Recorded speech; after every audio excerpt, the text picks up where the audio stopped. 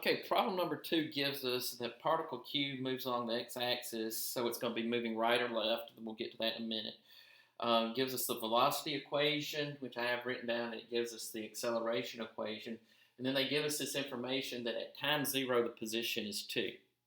Later on in the problem, they give us some information about particle r, so I went ahead and wrote that down. And we know that x of r is a differentiable equation, and that's going to be important for later on. But part A says on the interval from 0 to 5, when is the velocity of particle Q increasing? Well, velocity is increasing when its slope is positive, and what do we know about the slope of velocity? It's acceleration. So AQ of t is equal to VQ prime of t, and AQ of t, and we can put this in our graphing calculator and calculate the 0, and the 0 happens at time t equals 3.9633. So we see that from the graph, you can look at it and see that the graph is above the x-axis everywhere on that interval. So AQ of t is greater than 0 on the interval from 0 to 3.9633. Therefore, the velocity is increasing.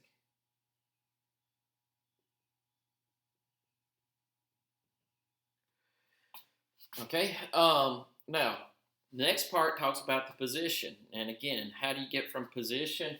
Well, you know that the position would be the antiderivative of velocity. So the interval from 0 to 3 of V of QT equals equals the position at 3 minus the position at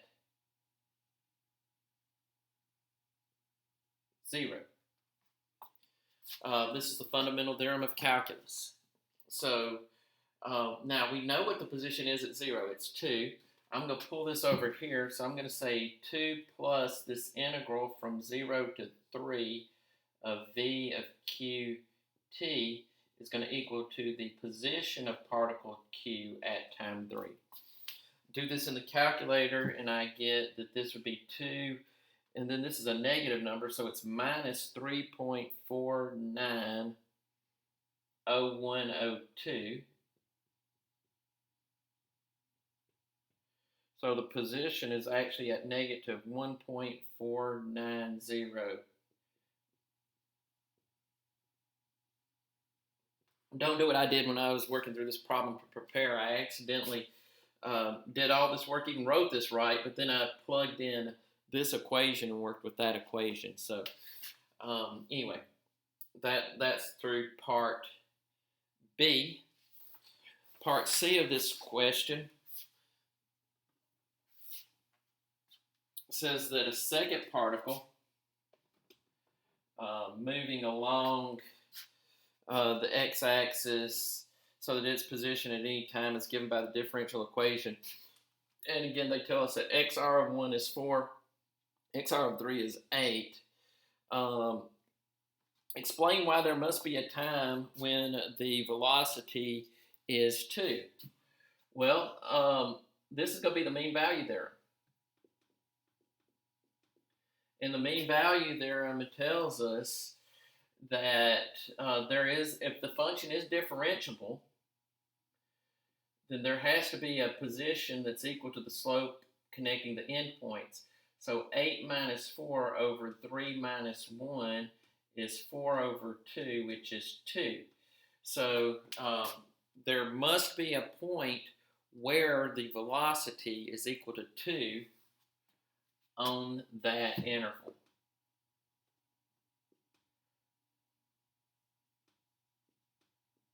Must exist at least one point from 1 to 3 where v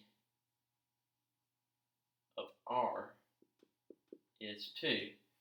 And you need to put in somewhere because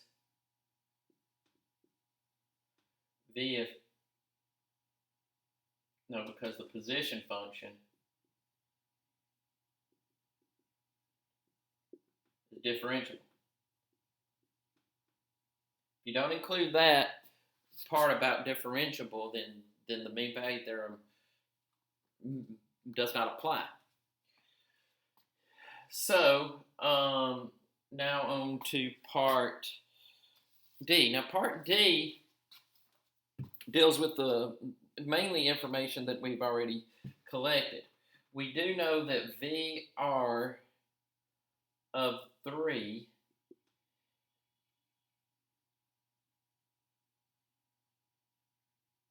I've got to find it.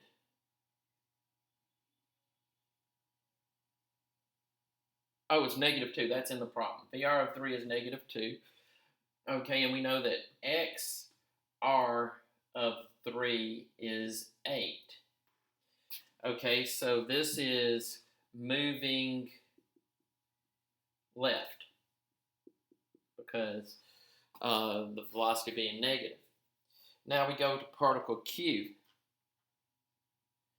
VQ of 3 is, now we go back to where we worked earlier, and we see that VQ, okay, we're actually going to have to plug in 3 to this equation right here.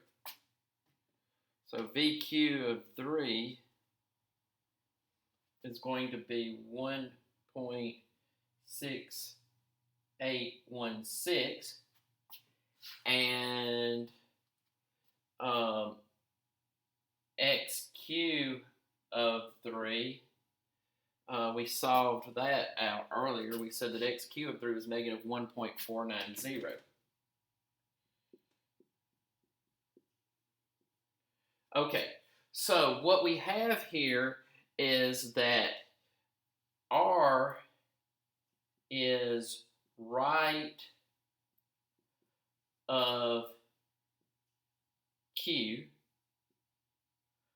R is moving left, and this is a positive velocity. So R and Q is moving right.